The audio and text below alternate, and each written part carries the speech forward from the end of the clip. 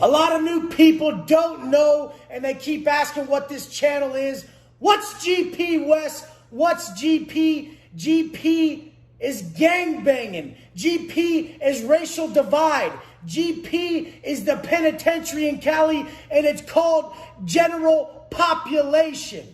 Now, in my life, GP stands for greater purpose. Coming from that hell and bringing the best product, your highest potential, to the world.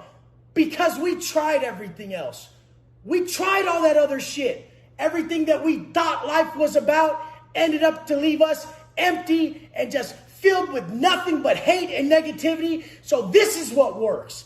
Us living the golden rule out, being the best version of ourselves, loving the work. The work is the gift, and no more of this cheap ass sellout shit, that fake hard that I talk about all the time.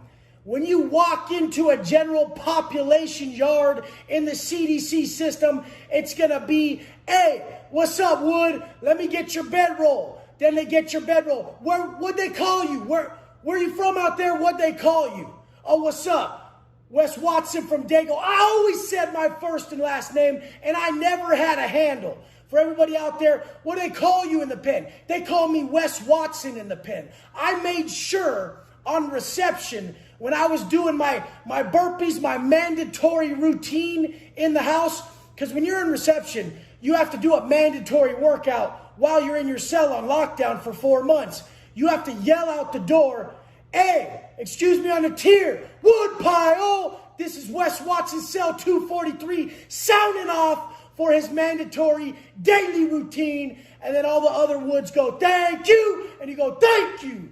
This is how it works. That's how you talk to your people. That's what we're not doing on lockdown right now. We're avoiding each other when we should be high-fiving walking down the street and sounding off to each other.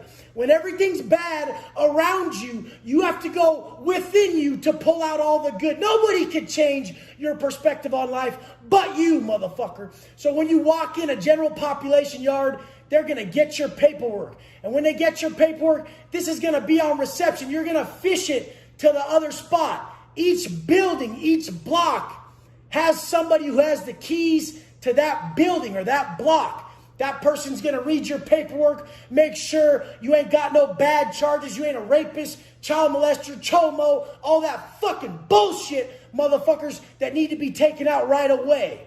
So they're going to check your paperwork, make sure you're good, do the background research on you, and if you're good, you're part of the wood pile. That's what they call it in there. If you're white, you're in a gang. You're in a gang. You're not going to be able to be like, hey, I'm just going to do my own thing. I'm not going to be part of this shit, da-da-da. Yeah, I've had people come in, and the cops try to set them up. The cops ask a youngster, hey, what race are you? Who do you roll with? And the youngster's like, I'm a Wood. And they're like, oh, shit. Then you get a gang enhancement point. You get 1 validation point for being in a security threat group, a gang. The Woodpile's a gang. The kid, right off the bat, he had no tattoos. He was 18, coming in off a charge for stabbing at 17 years old, hits the line at 18 and a half, and now he already has a validation point as a validated gang member because nobody told him, just say you're white, homeboy. Just say you're Caucasian. Don't say you're a fucking Wood. But they know, and the cops know, and they want to suck you into the system more. They want your family to be the system. A lot of these dudes don't come out and program because guess what? They don't have a family out here. And in there, they got their gang, and their gang is their family, and they have to show them respect. This is why people stay in there. They know the system they're building. It's run off of politics.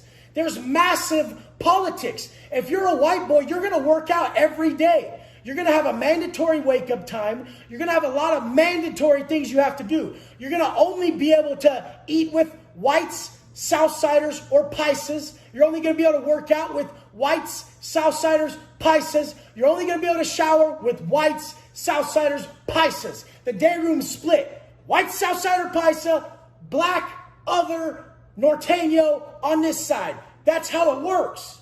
Others are Pacific Islanders and Asians. So, I mean, this is how it works. It's racial divide and gangbanging, homie. That's what it is. That's what it is. 98% of the white guys in prison are not racist. Get it through your fucking head. They're not racist. I didn't come out with not one racial tattoo because I'm not racist. Now, there's the other faction of white dudes in the pen, skinheads, that are. That's their fucking shit. Whatever. That's what they do. But they're not the same car, but all white people roll together. If something cracks off, skinheads, white boys, they're jumping together. We're all white. That's how it works. But there is different gangs, different sets, different breakdowns, different cars. My car is the Dago car, which is San Diego. SD, Dago. That's what we call it. We call it Dago because we took the IE out of it. We're at war always. Not at war, but we're always fighting for territory and flexing up on IE, which is the Inland Empire, which is the other biggest car. The biggest car for Cali white boys is Inland Empire IE. So what we did, instead of calling it San Diego, we called it Dago. Took the IE out of it, homeboy. We ain't fucking with that shit. This is our shit. We ain't blasting IE on us. That's why. But in the fucking GP system, you're governed by all these rules, and you motherfuckers out here don't even want to govern yourself. You don't even want to stay militant on yourself, and you think you're bad? Oh, man, you ain't going to be able to hack it. I've got DP, got my shit handed to me. Trust me, if you ain't been preparing, you ain't going to be able to make it. If you ain't been preparing by not using drugs, by strengthening yourself within, respecting yourself from within, loving yourself. This is all stuff I had to learn while I was in a deficit, while I was coming back about the fucking gutter. I had to learn this shit. I had to learn it and apply it while coming out the gutter. So I want you guys to start applying it now. So if anything bad happens in life, like a future crazy lockdowns, you know how to take care of yourself. You know how to take care of yourself by building that self-worth.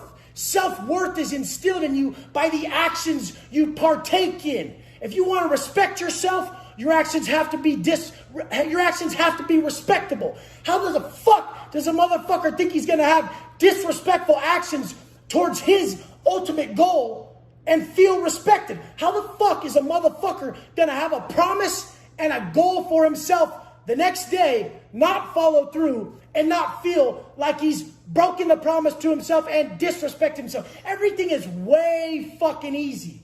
What everybody's calling wisdom nowadays is just a massive amount of common fucking sense. But everybody's been sold these societal standards. Oh, you gotta love yourself. It ain't all about looks. Money doesn't matter. All these things. Dude, answer your own answers. Have your own answers. How much does looks mean to you? Because when I looked like shit, I felt like shit. And when I chose to look better, the work I put in to look better, the sacrifices I made, they made me feel great every day. So was it actually the look or how I conducted myself on the daily that habitually constructed a real motherfucker? Now, in GP, there's only a few good yards left. Most prison yards have gone PC, S, and Y. People always wonder, hey, Wes, talk about S and Y. Why the fuck would I do that? I don't know anything about it. That's a big problem nowadays. People talking about shit they don't know about, shit they never done. It's all hypothetical. If you never done it, motherfucker, I never done it, I don't know. That's where all the rapists go. That's where all the chomos go. That's where all the people who got drug debts and got removed from the yard, that's where all they go. That's where they go. Everybody who locks it up, meaning PC up, that's where they go. When a motherfucker can't take it on the GP no more, he hits that bitch bell and he's like, I'm PCing up. I'm locking it up. I'm done. I'm tapping out. And over there, supposedly, there's no rules. I don't fucking know. Never been, never will. That's it. Even if I went back now and my people didn't fucking like me, I would sit in the back by myself and refuse to lock it up. And trust me, I know plenty of motherfuckers who did that. Plenty. But we'll see, right? We'll see for all those people who want to watch a motherfucker fall. All the people who want to wait for someone to fall off their fucking pedestal. Motherfucker, there ain't no pedestal here. I create who I am every day. Ain't nobody gonna take that from me. I'm still gonna wake up and be me. I'm still gonna wake up and test myself. Does it look like I'm stopping, motherfucker? Does it look like I'm stopping? Motherfuckers hate on what they gave up on. If you're a fucking hater, just know it's because you're a bitch. Straight up. That's it. No man should ever have enough time to even do that shit. You hate on what you gave up on. Long story short, don't land in GP. It's full of politics, full of drama, full of dope fiends. And you know the problems that come with dope fiends. It's endless. They hate their life, so they're going to drag you down with them. Your perception of me is a reflection of you. And when you got a poor reflection of self, you see the world so shitty that you make the world around it, the world for everybody around you, straight up fucking miserable. You guys apply all this shit in these videos. Study these. I'm giving you everything that changed my life. Regardless of what a simple motherfucker thinks, know this. Enlightenment is increased suffering. When someone's enlightened, they have just increased their suffering. They took away the shroud. Now they know they can't just go get pleasure by buying it. Now they know they can't just go woof down pancakes without paying for it. They've taken away the facade. Now they gotta fucking own up to every action. They've been enlightened. They know that their thoughts are creating everything. They know that their actions are creating everything.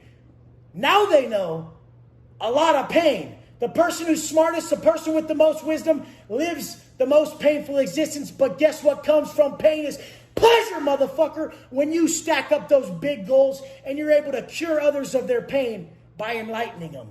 You guys come with me. Let's go!